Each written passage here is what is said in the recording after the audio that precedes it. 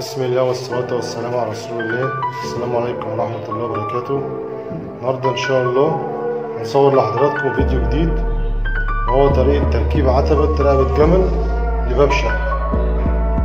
أول حاجة حضرتك هتروح عند أي حد بتاع رخام تشتري منه عتبة شبه دي، أيا كانت بقى شكلها، جرانيت، رخام، اللي رايح حضرتك اللي رايح هتشتري من عند بتاع الرخام وهتجيبها عندك كده. هتقوم جاي حاططها كده زي ما احنا حاطينها كده على حلق الباب بالظبط، فيها فصل مفيهاش فصل مش مشكلة، وتقوم جاي قافل الباب عليها زي ما هنعمل كده كده اهي مظبوطة اهي مقفولة على الباب. بعد كده تجيب قلم رصاص وتقوم جاي معلمها على الأرض زي ما انتوا حضراتكم شايفين كده اهو. نعلم العتبة ونرسمها على الأرض بقلم رصاص. أنا في الماستر مش فاهم.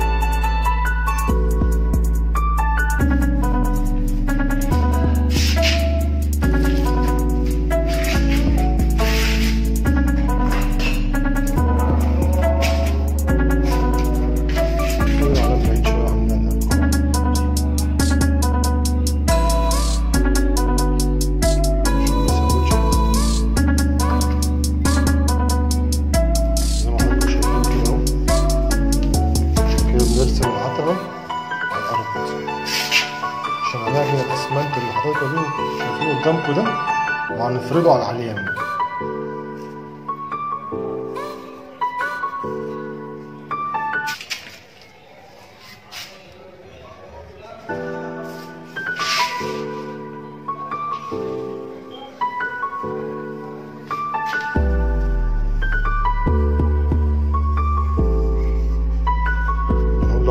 تاني اللي احنا عملناه النهارده ان شاء الله هنركب عتبة رقبة جمل لباب شقة.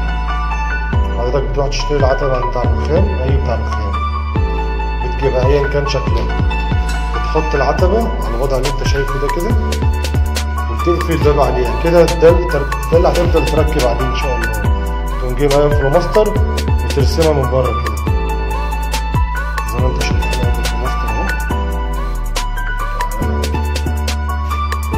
هتشيل العتبة مكانها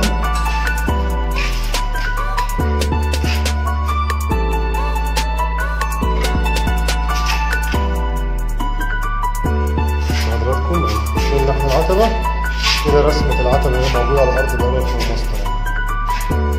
حضرتك بقى تقوم بيها عجين الأسمنت اللي انت شايفه قدام منك ده كده.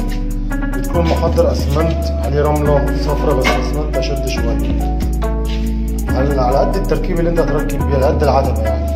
تعجنه وبعد كده تفردهم على العلامة اللي انت شايفه ده هنا كده، وتحط فوق منه العتبة.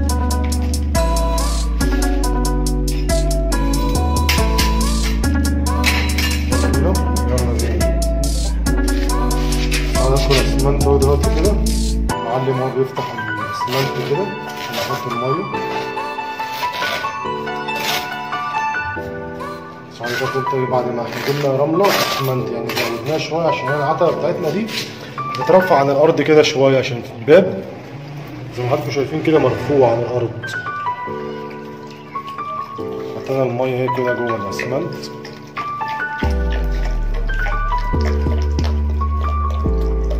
اهم حاجه بس ان الميه اللي بتحطها ما تزيدش عن حدها، بحيث ان هي ايه تكون الاسمنت ماسك نفسه كده يعني شويه.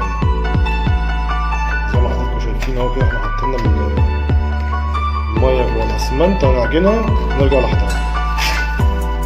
زي ما حضراتكم شايفين كده عجننا الاسمنت عملنا على بعضين اهو بالمنظر ده كده. تفضل تعجن فيهم لغايه ما الاسمنت الناشف كله ورمله كله طال الميه بالمنظر ده كده.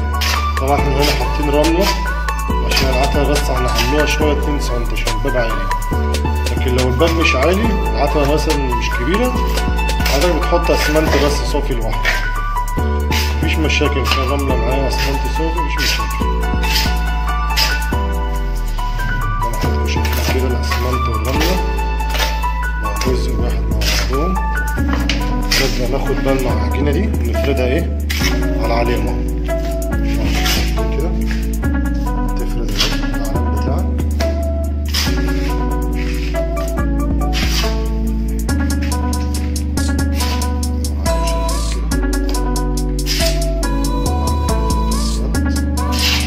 العلم اللي هو عمله بالظبط.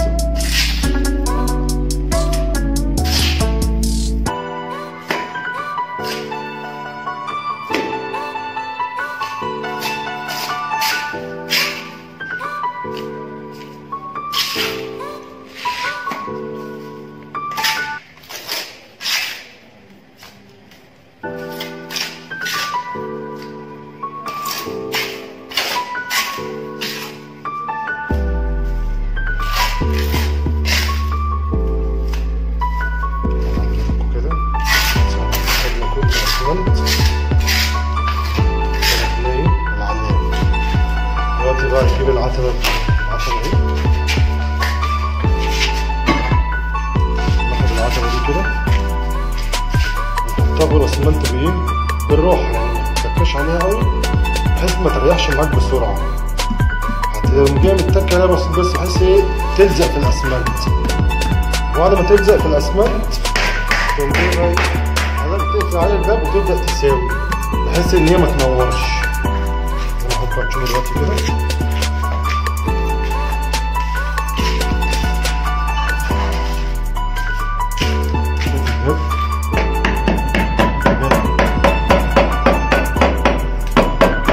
لسه كده كبسة بسيطة اهي. المطرقة، هات المطرقة بره معانا.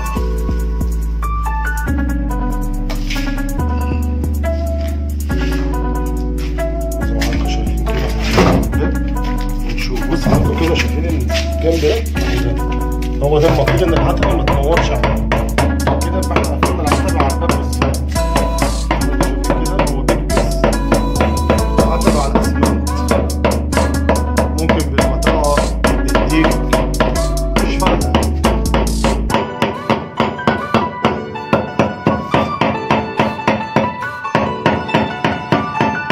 حط ركبتك عليها بس تريح شويه.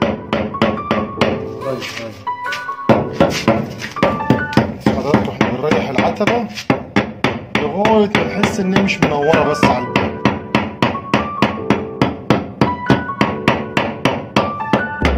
دوس الجنب اللي واخدة عليها.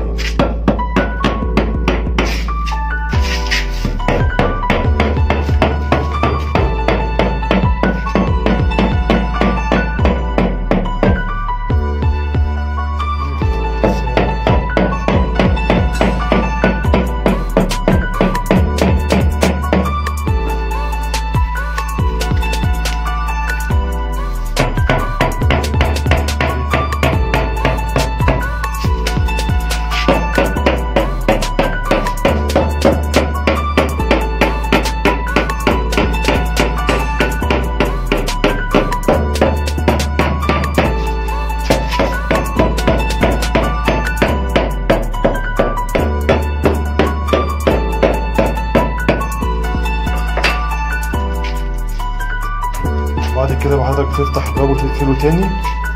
تقفل الباب ده كده تاني، جرب لغاية ما تطبع الباب، تقفل وتقفل بالمفتاح بحيث ان الباب بيقفل وبيفتح عادي. اقفل المفتاح كده حضرتك كده نقفل بالطفل اهو. والعتبة ايه قافلة كويس. يبقى انت حضرتك تفتح الباب وتقفله مرتين كده وتقفل بالطفل بحيث يبقى العتبة مقفولة على الباب بالظبط.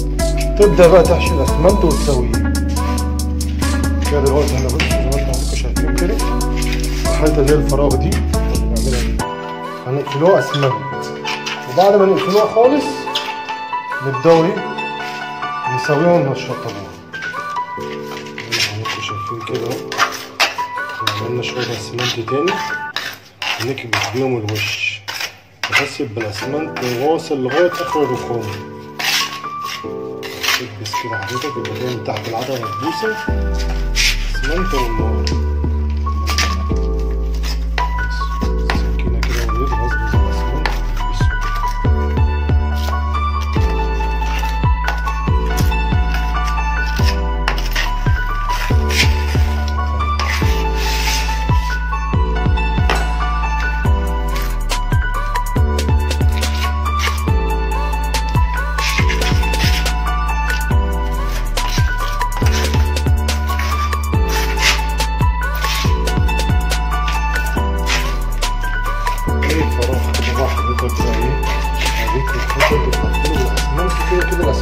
بتتلون، في الاخر بتنحطوا بشكل العتبة بس.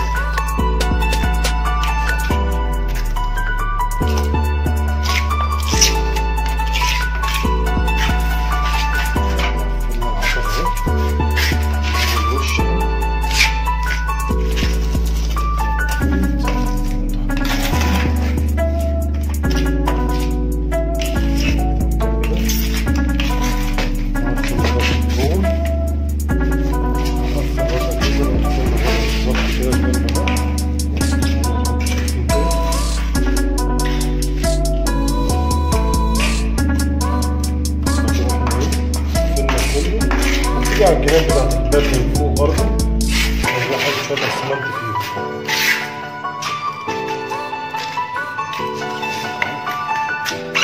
حطينا بره وندخل جوه اهو اسمنت.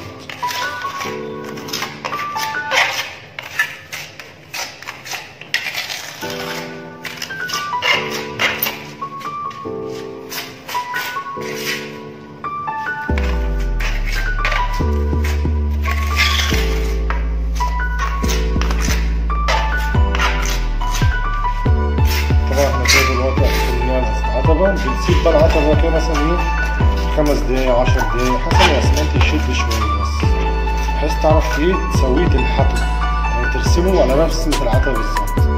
تسيب الاسمنت يشف كده وبعد كده نحطه. دلوقتي حضرتك جوه الاسمنت كده شف شوية اهو، مسك نفسه شوية. تجيب السكينة بقى وتنحت ايه الاسمنت كده على مستوى العتبة دي، تخلي الاسمنت من تحت المنظر ده شبهه بالظبط، يعني منحوت كده الاسمنت مرسوم زي العتبة.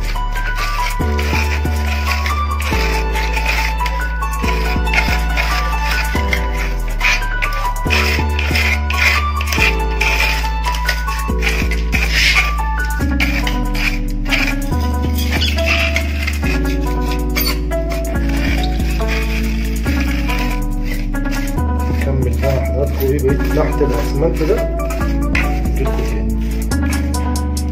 طبعا انتوا شايفين كده احنا حطينا الاسمنت ده ايه نفس المستوى ايه درجة بالظبط شبه العتبة بالظبط، بس الاسمنت شبه ايه اصبحت كده كلها حتة واحدة زي ما انتوا شايفينها كده. بعد كده نجيب حبة مية كده صغيرين والاسمنت ده بنمشي عليه كده بحبة مية بحيث بس ما يشققش وفي نفس الوقت يعضم جامد. حضرتك شايفين المية اهي، وبتمشي على الاسمنت كده بايديك بسيط خالص كل الاسمنت.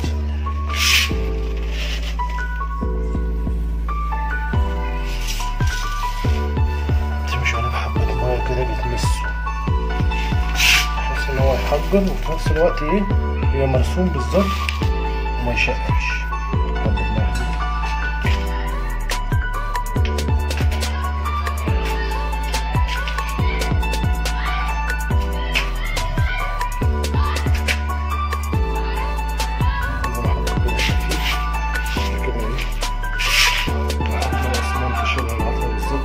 شوية حضرتك بس بتجيب سلك معين وتطوق بيه ايه العتبة دي وخلاص كده.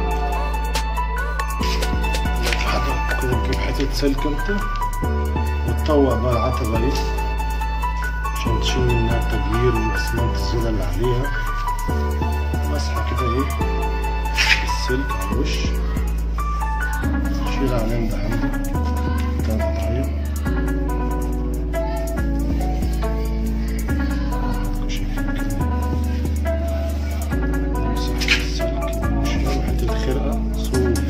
قطن اي حاجة بتدي بس ايه تطويرة كده عشان تلمع بس ايه العتبة زي ما حضرتكم شايفين كده. طوقناها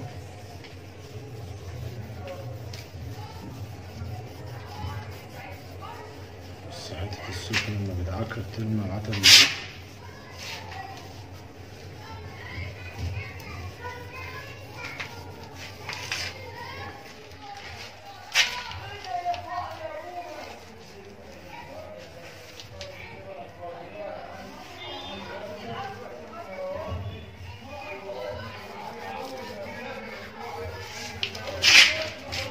كده احنا خلاص شطبنا العتبة كده، خلصناها. ده الفينش الأخير بتاع العتبة. شكلها اهي عتبة ما شاء الله جميلة زي ما حضراتكم شايفين كده. اقفل كده الباب يا حمدي.